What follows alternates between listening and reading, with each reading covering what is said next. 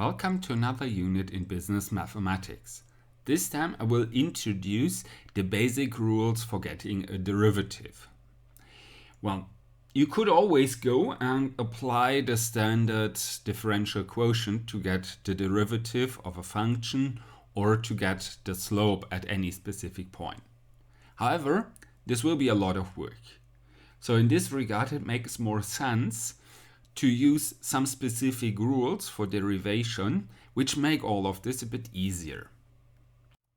This context, I've summarized the most, relevant ones in this table for certain terms. In the next slide, we will also see how we can combine different of these aspects. And the first part, that's actually the first two of those formulas. That's this one here and that one. They are more or less the same. That's just a description of functions which are more or less polynomial in nature. So if we were to have a 0 up here, this would be comparable to this one here. So this is just a special case of the one up here. And in this case, the derivative of x to the power of any n, we simply pull the n in front of this. We have this here. And we subtract -1 from the exponent. With the special case, if we just have this number here, we could also argue we pull the 0 in front and we get 0 here. But this might actually look a bit strange because we would have as derivative 0 times x to the power of -1. So better to just learn this here. If you have a constant or any number, the derivative thereof is always 0. Then we have two exponential functions. The exponential function with e as a basis. If we derive this, it remains perfectly unchanged, so no difference here. If we have a different basis in the derivative, it also stays more or less the same, but we have to multiply this with the natural logarithm of the basis. Well, if we are going for the exponential function, we also can go with its inverse, which is the logarithm. So here we have the two types of the logarithm, the natural logarithm with the derivative of 1 divided by x. So that's actually x to the power of -1. That's an interesting thing because this links all these functions to polynomials. Okay, but this is only for the natural logarithm. If we have a logarithm to any other base, it's simply that we have to write an ln a in front of the x again. So it's similar to what we had here for the more general exponential function. Finally, we have the two functions here, the two trigonometrical functions, the sinus and the cosinus, which more or less change into each other. The sinus derived becomes the cosinus, and the cosinus derived becomes the sinus, but with a minus in front. If anyone might wonder why there's no tangents here, well, we don't need a tangents because the tangents can be described via sinus and cosinus, and we can use the quotient rule we see on the next slide. However, before we get there, before we go into rules for combined functions, there's two additions we can stretch here, and that's those two rules. Because the first one means that at least some simple fractions can be reformulated and then derived using the first function here. Because it doesn't matter if we have n, or to the power of n, or to the power of -n. The same rule applies.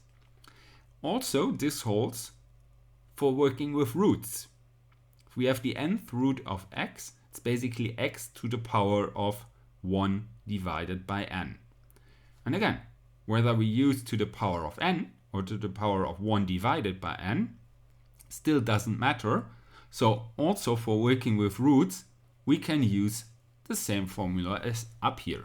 So that's actually a pretty neat version, which makes our life very easy, especially if we recall these two rules. However, one problem exists.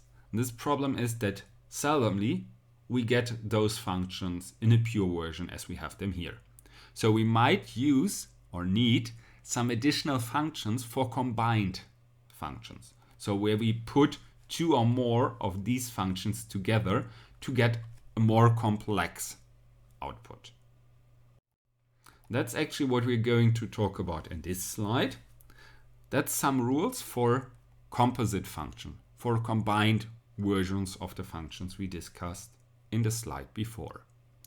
The first one is the linearity rule, which is simply if we combine two functions with plus or minus, we can derive each part separately.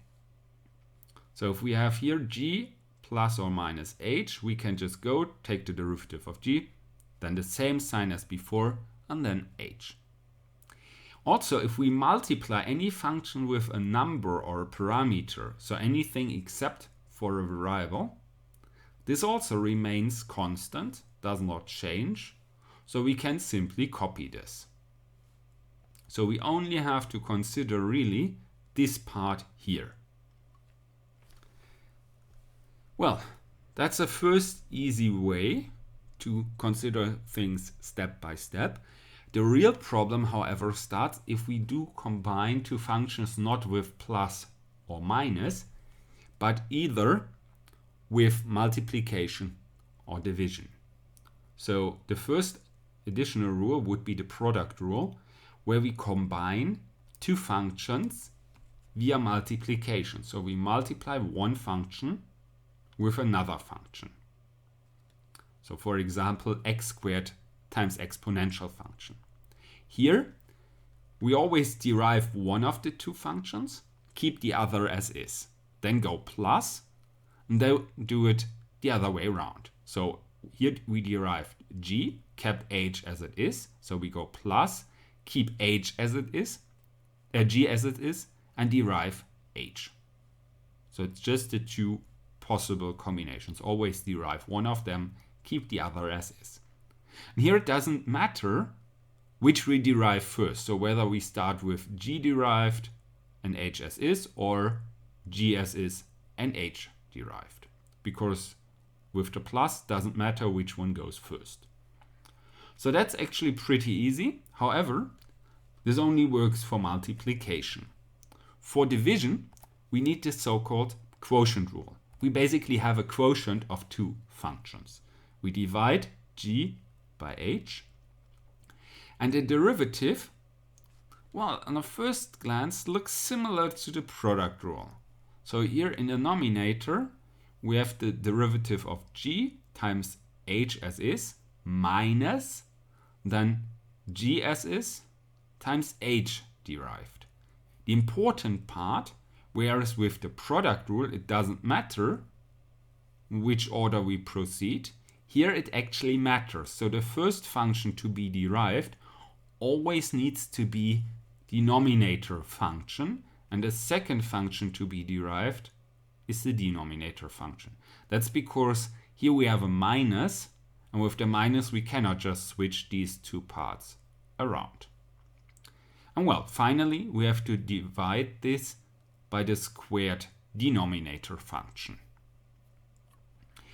So that's how we can combine functions with plus, minus, multiplication and division. However, we still have one more way to go. And that's if we were to insert one function into another. So for example, the exponential function of 1 plus x. In this case, we have an inner and an outer function. And for the derivation of likewise combined functions, we use the so-called chain rule.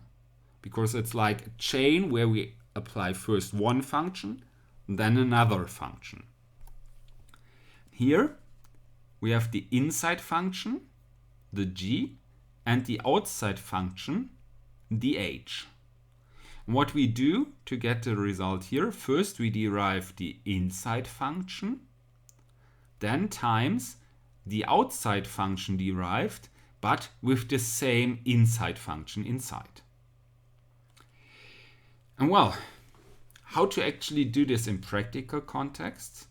Well, I would always, except for the linearity rule, which is just a simplification, but for these three, proceed in this fashion that you write down g and h, and then calculate first the derivative of g, then the derivative of h, and then just put them together in this fashion. However, with the chain rule, makes sense to write down the h not as h of x, but for example h of z or h of y, just to signify that for whatever you get as a result here, as a derivative of h, for the variable, you actually have to insert g again. There it makes sense to use a different variable for h than the x of the g and of the original function. So that's one way to keep in mind how you actually proceed here to get this structured in the most easiest and straightforward fashion. One additional comment. In some cases, you might get a function which does not consist only of two parts, but maybe of 3, 4, or even more parts. So what could you do then? Well, you can just proceed step by step. Always solve the outermost relation first, and then go deeper, deeper, deeper. So if you have a product of actually 3 functions, you use the product rule, but one of the functions again needs its derivative determined via another application of the product rule. So you basically apply one rule, and then to get the derivative of part of this, you need to apply one of these rules again. So you do this step by step by step by broadening whatever you're doing and then putting everything back together again to construct the derivative of the original function. In this fashion, you can get relatively easy, relatively fast, even solutions, even derivatives of relatively complex functions. Well, that's already everything there is I want to mention with regard to using rules for derivation. Well, I hope you enjoyed this session. If you want to see more, feel free to visit the rest of this set. Else, I say goodbye and see you next time.